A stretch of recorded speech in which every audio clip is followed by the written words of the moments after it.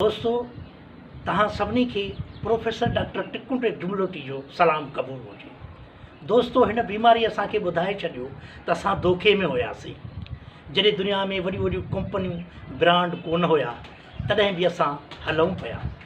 जॾहिं दुनिया में इहे वॾा वॾा होटल कोन हुआ, फैमिलीज़ होटलिंग कोन कंदी हुई, तॾहिं बि असां हलूं पिया। दोस्तों, दुनिया में एॾा वॾा शॉपिंग मॉल कोन हुआ, तॾहिं बि असां हलूं पिया। दुनिया में कंप्यूटर, रोबोट, नेटवर्क, इहे मोबाइल कोन हुआ त बि असां हलूं पिया। इहा नकुली ज़िंदगी कोन हुई, तॾहिं बि असां हलूं पिया। फ़र्क़ु पियो आहे त नकुली ज़िंदगी खे फ़र्क़ु पियो आहे, असली ज़िंदगी खे को फ़र्क़ु न आहे पियो। अॼु बि साॻी ज़मीन आहे, साॻियो आसमान आहे। अॼु बि सुबुह जो सिजु उभिरे थो, ॾींहुं थिए थो, ऐं शाम जो सिजु लहे थो, राति थिए थी। अॼु बि आसमान ते जुड़ बीठो आहे, किथे किथे बारिश बि थिए थी। अॼु बि पखियुनि जा आवाज़ कननि ते अचनि था। अॼु बि जानवरनि जा रांभाट पाड़े मां अचनि पिया। अॼु बि मेंह साॻियो खीरु ॾिए थी, अॼु बि कुकड़ साॻा अंडा ॾिए थी। अॼु बि ज़मीन उहो ई फसल ॾिए थी। अॼु बि उहे गुल फुटनि था। अॼु बि उहो जर सुकून आहे। अॼु बि वाहन में पाणी आहे। अॼु बि समुंड सीनो ताणे बीठो आहे। अॼु बि ॿिनि वक़्तनि जी मानी मिले थी। अॼु बि को बुख ते न आहे। असां अहसास वारा माण्हू आहियूं।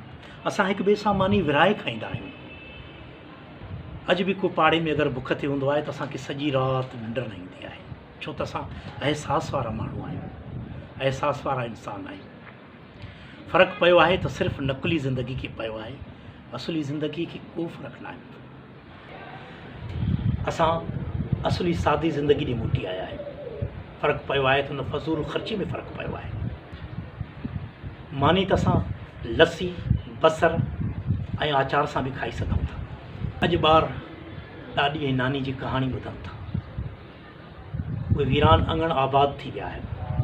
असां सादी ज़िंदगी ॾे मोटी आया आहियूं। बाज़ारूं त पहिरियां बि शाम जो सिज लथे बंदि थी वेंदियूं हुयूं। हिन बीमारी असांखे ॿुधाए छॾियो त असां धोखे में हुयासीं, धोखे में हुयासीं।